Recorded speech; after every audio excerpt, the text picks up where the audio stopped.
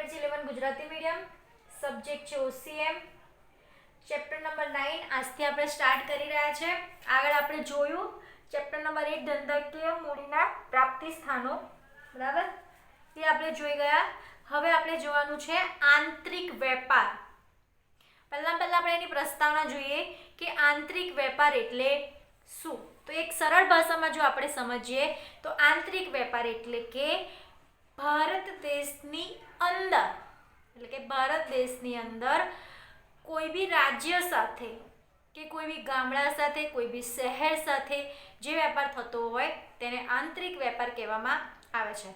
તમે એક સચોટ શબ્દ એ રીતે કરી શકો છો કે આંતરિક વેપાર એટલે કે દેશની સરહદની અંદર થતા વેપારને આંતરિક વેપાર કહેવામાં આવે છે। આંતરિક પરથી તમને ખબર પડી જાય કે આંતરિક એટલે કે અંદર, એટલે કે ભારત દેશની અંદર જે વેપાર થતા હોય છે તેને આંતરિક વેપાર કહેવામાં આવે છે। એની પ્રસ્તાવના જોઈએ આપણે તો કે વેપાર એટલે શું। તો કે વેપાર એટલે કે વસ્તુ કે સેવાના બદલામાં વસ્તુ, સેવા કે નાણાંનો વિનિમય, બરાબર। વેપાર એટલે કે આપણે વસ્તુના બદલામાં પૈસા આપીએ અથવા વસ્તુના બદલામાં વસ્તુ આપીએ તો તેને શું કહેવામાં આવે છે?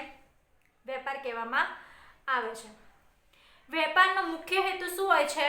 નફો કમાવાનો મુખ્ય હેતુ હોય છે। જો આવા વ્યવહારો દેશની ભૌગોલિક સીમાઓની અંદર, એટલે કે આપણા દેશની અંદર જુદા જુદા વિસ્તારોમાં, એટલે કે ગામડાઓમાં, પ્રદેશો, રાજ્યો વચ્ચે થતા વેપારને આંતરિક વેપાર કહેવામાં આવે છે। દેશની કુદરતી અસાધન સંપત્તિની અસમાન વહેંચણીના કારણે સમગ્ર દેશમાં વિવિધ પ્રકારના ઉત્પાદન શક્ય નથી, જેના કારણે ઉત્પાદકો દેશના જુદા જુદા વિસ્તારમાં પથરાયેલા ગ્રાહકો સુધી પોતાનું ઉત્પાદન પહોંચાડે તેને આંતરિક વેપાર કહેવામાં આવે છે। સ્પીડમાં એટલે વાંચી જાઉં છું કે મને તમને સમજાવવાનો ટાઈમ મળે એટલે, બરાબર। તો કે આ શું કહેવા માંગે છે? કુદરતી સાધન સંપત્તિની અસમાન વહેંચણી। કાશ્મીરમાં સફરજન થાય છે, ગુજરાતમાં તમાકુ થાય છે, ઘઉં થાય છે, બટાકા થાય છે, મગફળી થાય છે, એટલે કે દરેક પ્રદેશનું આબોહવા અલગ અલગ હોય છે। અમુક રાજ્યમાં અમુક વસ્તુનું વધારે ઉત્પાદન થાય છે, અમુક રાજ્યમાં અમુક વસ્તુનું ઓછું ઉત્પાદન થાય છે, બરાબર। તો એમાં શું થશે કે જે રાજ્યને જે ઉત્પાદન થતું હોય એ રાજ્ય બીજા રાજ્ય સામે એ વસ્તુ વેચાણ કરશે, એટલે કે વેપાર કરશે, બરાબર। આપણા ગુજરાતમાં જુનાગઢની કેરીઓ ફેમસ છે, બરાબર। તો જુનાગઢથી કેરી ક્યાં જશે? કાશ્મીર, અમેરિકા ના આવે, આપણે અત્યારે આંતરિક વેપારની વાત કરી રહ્યા છે તો દેશની સરહદની અંદર, બરાબર, તો તેને શું કહેવામાં આવશે? આંતરિક વેપાર કહેવામાં આવશે। હવે આપણે આંતરિક વેપારનો અર્થ સમજીએ કે આંતરિક વેપાર એટલે શું। પહેલા જોઈએ મીનિંગ। દેશની ભૌગોલિક સીમાઓની અંદર થતો વેપાર એટલે કે આંતરિક વેપાર। એટલું યાદ રાખવાનું કે દેશની ભૌગોલિક સીમાઓની અંદર એટલે કે સરહદની અંદર થતો વેપાર એટલે કે આંતરિક વેપાર। આંતરિક વેપાર જે તે દેશનું ચલણ, તોલમાપ, વેપારી રીત રસમો તેમજ કાયદાકીય બાબતો સમાન હોય છે। હવે આપણો દેશ છે, બરાબર, તો કે આંતરિક વેપારની અંદર દેશમાં પૈસા, ચલણ એટલે કે પૈસા, તોલમાપ અને રીત રીસમો અને કાયદાકીય બાબતો સમાન હોય છે। હવે આપણા દેશમાં ગુજરાતમાં પણ પૈસા એટલે કે આપણા દેશના નાણાં જ વપરાશે, એવું નથી કે ગુજરાતના પૈસા અલગ છે, મહારાષ્ટ્રના પૈસા અલગ છે, તમિલનાડુના પૈસા અલગ છે, એવું નથી। બધાના પૈસા કેવા છે? દેશમાં સમાન પૈસા છે, એટલે કે ચલણ સરખું છે। એવી જ રીતે આખા દેશની અંદર કિલોનું માપ, 500નું માપ, લીટરનું માપ, બરાબર, એવું બધું તોલમાપ પણ કેવું છે? સેમ છે। વેપારી રીત રસમો પણ સેમ છે કે વેપારને જે પણ કાયદાકીય બાબતો ફોલો કરવાની હોય, પાલન કરવાનું હોય એ પણ કેવી છે? સમાન છે, બરાબર। આંતરિક વેપારમાં માલની હેરફેર સરળ હોવાના કારણે સમય ઓછો લાગે છે અને જોખમ ઓછું હોય છે, તેમજ ખરીદનાર અને વેચનાર સંપર્ક સરળતાપૂર્વક રાખી શકાય છે। હવે આંતરિક વેપારમાં આપણે અહીંયા આંતરરાષ્ટ્રીય વેપાર કરતાં આંતરિક વેપાર કેમ સારું છે એ વધારે સમજવાનું છે, બરાબર। તો કે આંતરિક વેપારમાં માલની હેરફેર સરળ હોવાના કારણે સમય ઓછો લાગે છે। હવે ધારો કે આપણા ગુજરાતમાંથી કે ચલો કેરીનું ઉદાહરણ લઈએ કે જુનાગઢમાંથી કેરી કાશ્મીરમાં વેચાણ કરવાનું છે, તો આપણે ટ્રેન મારફતે ટ્રક મારફતે મોકલાઈશું તો બહુ તો 4 દિવસ 5 દિવસ 6 દિવસનો ટાઈમ લાગશે ને પહોંચી જશે. પણ જો આપણે બીજા દેશમાં મોકલાઈશું તો ઘણા ટાઈમ પછી મોકલશે. બરાબર. તો એક તો કે હેરફેર કરવાનો સમય ઓછો હોય છે, બીજું કે જોખમ ઓછું હોય છે. રસ્તા એક દેશમાંથી બીજા દેશમાં જાય તો જોખમ વધુ હોય છે, પણ દેશની અંદર જ્યારે માલની હેરફેર કરવાની હોય ત્યારે જોખમ ઓછું હોય છે અને સરળતાથી જ ખરીદનાર વેચનારનો સંપર્ક કરી શકે છે. આપણે જો દેશમાં જ હશે તો એક તો ભાષા સરખી હશે કે ભાઈ ચલો બહુ તો બીજા જે રાજ્યના હશે તે આપણી કોમન ભાષા હિન્દી તો છે એ મોસ્ટલી બધાને આવડતી જ હોય છે. બરાબર. થોડી ઘણી તૂટેલી ફૂટેલી ગુજરાતી, તૂટેલી ફૂટેલી હિન્દી તો આવડતી જ હોય છે, એટલે એકબીજાનો સંપર્ક પણ સરળતાથી રાખી શકે છે. બરાબર. તો આ હતું આંતરિક વેપારનો અર્થ. બરાબર. હવે આપણે જોઈએ વેપારી પ્રવૃત્તિઓનું વર્ગીકરણ. તો કે વેપારીનું પ્રવૃત્તિનું વર્ગીકરણ કેવી રીતે કરવામાં આવે છે.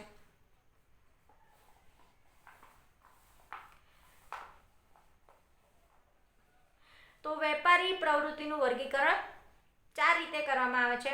સરહદની દ્રષ્ટિએ, વિતરણની દ્રષ્ટિએ, નાણાં ચૂકવણીની દ્રષ્ટિએ, માલની રવાનગીની દ્રષ્ટિએ. પહેલા છે સરહદની દ્રષ્ટિએ, એટલે કે દેશની સરહદની અંદર અને દેશની સરહદની બહાર, એટલે કે આંતરિક વેપાર, એટલે કે મુંબઈ અને ગુજરાત વચ્ચે વેપાર થાય તો એ શું છે? આંતરિક વેપાર છે. વિદેશ વેપાર એટલે કે ગુજરાત અને અમેરિકા વચ્ચે વેપાર થાય તો એ શું છે? વિદેશ વેપાર છે. શું છે? વિદેશ વેપાર છે. વિતરણની દ્રષ્ટિએ, તો કે વિતરણની દ્રષ્ટિએ પ્રત્યક્ષ વેપાર ને પરોક્ષ વેપાર. પ્રત્યક્ષ વેપાર એટલે કે આપણે હાથોહાથ જે વેપાર કરીએ છીએ તે. બીજું છે પરોક્ષ વેપાર. પરોક્ષ વેપારમાં 2 ભાગ પડે છે, એક તો જથ્થાબંધ વેપાર ને એક તો છૂટક વેપાર. તો કે પરોક્ષ વેપાર 2 રીતે થાય છે. એક તો જથ્થાબંધ વેપાર, એટલે કે જથ્થાબંધ વેપાર તમને ખબર છે કે જથ્થાબંધ વેપાર એટલે કે એક વેપારી હશે જે ઉત્પાદક હશે. બરાબર. ધારો કે તમે ઉત્પાદક છો અને હું વેપારી છું. બરાબર. હવે તમે જે પણ વસ્તુનું ઉત્પાદન કરો છો એ વસ્તુ હું તમારી પાસેથી બહુ મોટા પ્રમાણમાં લઉં છું. કેવા? બહુ મોટા પ્રમાણમાં લઉં છું, જથ્થાબંધમાં લઉં છું. ધારો કે એવું નથી કે હું 10 વસ્તુ વેચવા લઈ જાઉં છું, 20 વસ્તુ વેચવા લઈ જાઉં છું, એવી રીતે હું તમારી પાસેથી નથી લેતી. પણ હું કેવી રીતે લઉં છું કે હું તમારી પાસે ક્વોન્ટિટીમાં 200, 500, 700, 1000 એવી વસ્તુ લઈશ. તો એ શું હશે? જથ્થાબંધ વેપાર. અને એ જે હું વસ્તુ લઈ જઈશ તે હું લોકલ માર્કેટમાં વેચીશ નહીં. હું પણ શું કરીશ તો કે મારી પાસે કોઈ પણ વેપારી વસ્તુ લેવા આવશે તો એને કે એ મારી પાસે કેવા વેપારી આવશે જેને 10, 20, 25, 50, 100 વસ્તુની જરૂર હશે તો હું એને એ રીતે વેચાણ કરીશ. તો હું જથ્થાબંધ વેપારી કહેવાઈશ અને જે બીજો હશે જે મારી પાસેથી માલ લેવા એ છૂટક વેપાર હશે. કેવો હશે? જથ્થાબંધ વેપાર ને છૂટક વેપાર. બરાબર. હવે અહીંયા તમને એક ઉદાહરણ તરીકે સમજાવું કે જથ્થાબંધ ને છૂટક વેપાર કોણ છે, શું છે. બરાબર. તો આપણે શાનું ઉદાહરણ લઈશું? તેલના ડબ્બાનું ઉદાહરણ લઈએ. બરાબર. તો તમે ઉત્પાદક છો તો હું તમારા પાસેથી 5000 તેલના ડબ્બા ખરીદું છું. કેટલા? 5000. તો એ મેં કેવી રીતે લીધા? જથ્થાબંધ લીધા. બરાબર. હવે મારી પાસે જે વેપારીઓ તમારી પાસે લેવા નહીં આવતા હોય એ વેપારીઓ મારી પાસે લેવા આવશે. કેવી રીતે? કે કોઈ વેપારી આવ્યો એને મારી પાસે 500 તેલના ડબ્બા માંગ્યા તો એ શું કરશે? એ વેપારી લઈ જશે અને પછી પોતાની દુકાનમાં એક એક કરીને સેલ કરશે, એટલે કે વેચાણ કરશે. એટલે એ છૂટક વેપાર કહેવાય અને આ જે બહુ ક્વોન્ટિટીમાં લઈએ એને જથ્થાબંધ વેપાર કહેવાય. નાણાંની ચૂકવણીની દ્રષ્ટિએ તો શાક પર વેપાર ને રોકડ વેપાર. તો કે નાણાકીય ચૂકવણી એટલે કે આપણે પૈસા કઈ રીતે ચૂકવીએ છીએ તેના પર વેપાર થાય છે. શાક પર એટલે કે આપણે ઉધાર માલ મેળવીએ. ધારો કે તેલના ડબ્બાનું ઉદાહરણ છે, મેં 500 તેલના ડબ્બા વેચ્યા. બરાબર. પણ એ મને શરત આપીને ગયો છે કે ઉધાર લીધા એને મારી પાસેથી કે 1 મહિનામાં, 2 મહિનામાં, 3 મહિનામાં હું તમને પૈસા ચૂકવી દઈશ. તો એ શું કહેવાય? શાક પર વેપાર કહેવાય. રોકડ વેપાર એટલે કે એ મારી પાસેથી જે તેલના ડબ્બા લઈ ગયો છે એના મને રોકડા નાણાં ચૂકવી દીધા છે તો એ શું છે? રોકડ વેપાર છે. બરાબર. હવે આપણે ત્રીજું જોઈએ માલની રવાનગીની દ્રષ્ટિએ. હાજરનો વેપાર અને વાયદાનો વેપાર. હાજર એટલે કે અત્યારે મારી પાસે 5000 તેલના ડબ્બા છે તો હું આપી દઈશ તો એ હાજરનો વેપાર થશે. અને વાયદાનો વેપાર કે પહેલેથી હું કહી દઈશ કે મારે 5000 તેલના ડબ્બા જોઈશે, બરાબર, મને મહિના પછી 2 મહિના પછી એટલા તેલના ડબ્બા જોઈશે, તો એ શું છે? વાયદાનો વેપાર છે. તો આ હતું વેપારી પ્રવૃત્તિનું વર્ગીકરણ. અહીંયા તમારે આ ચેપ્ટરની અંદર ફક્ત અને ફક્ત આ બે જોવાનું છે, છૂટક વેપાર અને જથ્થાબંધ વેપાર. જથ્થાબંધ વેપાર શું છે અને છૂટક વેપાર શું છે, બરાબર, એ આપણે જોવાનું રહેશે. આપણે પહેલા જથ્થાબંધ વેપારનું જોઈએ.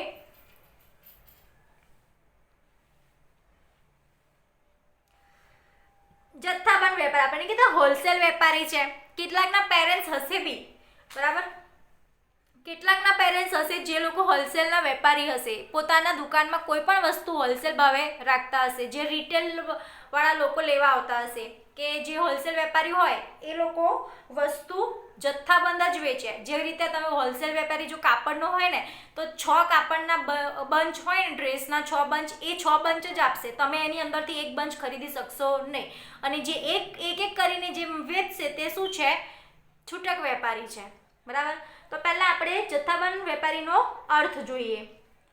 જે વેપારમાં વેપારીઓ ઉત્પાદકો પાસેથી મોટા જથ્થામાં માલ ખરીદે છે અને છૂટક વેપારીઓને જરૂરિયાત મુજબ નાના જથ્થામાં માલનું વેચાણ કરે છે, તેને જથ્થાબંધ વેપાર કહેવામાં આવે છે. સિમ્પલ. ઉત્પાદકો પાસે, અહીંયા ઉદાહરણ આપણે જોઈ લીધું કે ઉત્પાદકો પાસેથી 5000 તેલના ડબ્બા ખરીદે છે મોટા જથ્થામાં, બરાબર, અને છૂટક વેપારીઓને જેને 500ની જરૂર છે એ 500 આપે છે, નાના જથ્થાના માલનું વેચાણ કરે, તેને જથ્થાબંધ વેપારી કહેવામાં આવે છે. આમ જથ્થાબંધ વેપારી એ ઉત્પાદક અને છૂટક વેપારી વચ્ચે કડી સમાન છે. આ જે સેન્ટેન્સ છે તેમાં તમારું વારંવાર પૂછાય છે કે જથ્થાબંધ વેપારી એ ઉત્પાદક અને છૂટક વેપારી વચ્ચે કડી સમાન છે. અહીંયા એવું પૂછી શકે છે કે ઉત્પાદક અને છૂટક વેપારી વચ્ચે કડી સમાન કોણ છે? તો કે જથ્થાબંધ વેપારી છે, બરાબર. ઉત્પાદક, જથ્થાબંધ વેપારી, છૂટક વેપારી ને ગ્રાહક. વસ્તુ ઉત્પાદક પાસેથી આ કોણ છે? તો કે તેલના ડબ્બા ઉત્પાદન કરે છે. જથ્થાબંધ વેપારી શું કરે છે? એના પાસેથી ખરીદે છે મોટા જથ્થામાં, બરાબર, અને એ પછી ઓછા જથ્થામાં, નાના જથ્થામાં છૂટક વેપારીને વેચે છે અને છૂટક વેપારી છે તે ગ્રાહક સુધી પહોંચાડે છે, બરાબર. આ હતી આખી જથ્થાબંધ વેપારની પ્રોસેસ, બરાબર. હવે આપણે કાલના લેક્ચરમાં જથ્થાબંધ વેપારીની સેવાઓ જોઈશું.